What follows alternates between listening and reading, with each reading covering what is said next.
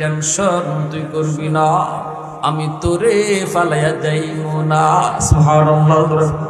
দুই ভাই একসাথে মার কাছ থেকে বিদায় নিয়ে এসেছি, দুই ভাই একসাথেই যাব, এটাই হয়ে গেছে তাদের মধ্যে একটা সন্ধি, তাদের ভিতরে কথা হয়ে গেল।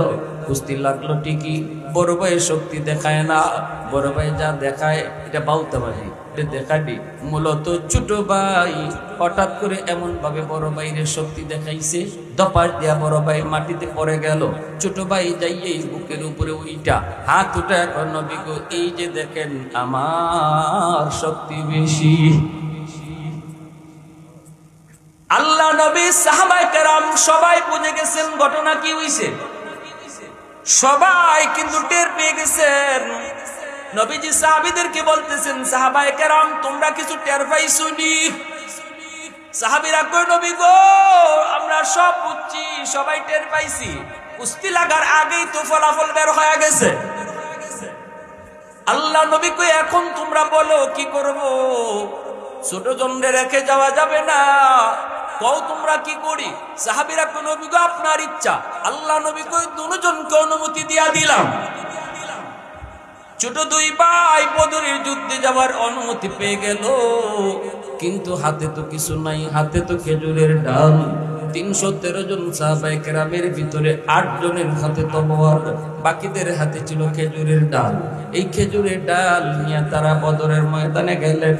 এই বদরের ময়দানে গিয়া দেখেন আবু জাহেল উপরের জায়গা দখল করে নিয়েছে, দুশমনের দল উপরের জায়গা আগেই তারা দখল করে নিয়েছে।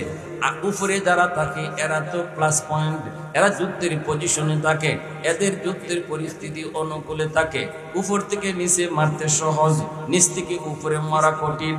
যুগটা ছিল তলোয়ারের যুগ, এখনের যুগ না, পারমাণবিক বোমার যুগ না, যুগটা ছিল তলোয়ারের যুগ। তলোয়ার দিয়ে যদি আঘাত করতে হয় নিচে থাকলে মারা সহজ, নিচ থেকে উপরে মারা কঠিন। আল্লাহ নবীজি অবস্থায় বদরে যায় গেলেন, যা দেখতেছেন আবু জাহেলের বাহিনী এরা তো পাহাড়ের উপরের জায়গাটা দখলে নিয়েছে। নবীজি সমতল জায়গায় সাহাবায়ে কেরামদেরকে নিয়ে অবস্থান করলেন। আমার ভাইয়েরা বন্ধুরা, নবীজির পায়ের নিচে হলো বালু, আবু জাহেল আর তার সাঙ্গ পাঙ্গদের পায়ের নিচে হলো মাটি আর পাথর। এই দিকে নবীজির অসুবিধা, এই দিকটাতেও মুসলমানরা পিছনে, তাদের প্লাস পয়েন্ট না, তাদের পরিস্থিতির বিপরীতে। কারণ বালু যদি পায়ের নিচে থাকে দৌড়ানি যায় না, দৌড়তে বড় কষ্ট হয়, এই জায়গাটা তো সমস্যা। আরেকটা সমস্যা হলো তারা নিচে। এই দুই অবস্থায় রাত কাটাবেন নবীজি, সারা রাত আল্লাহর কাছে কানলেন। সকালে যুদ্ধ শুরু হবে, আবু জাহেলের বাহিনী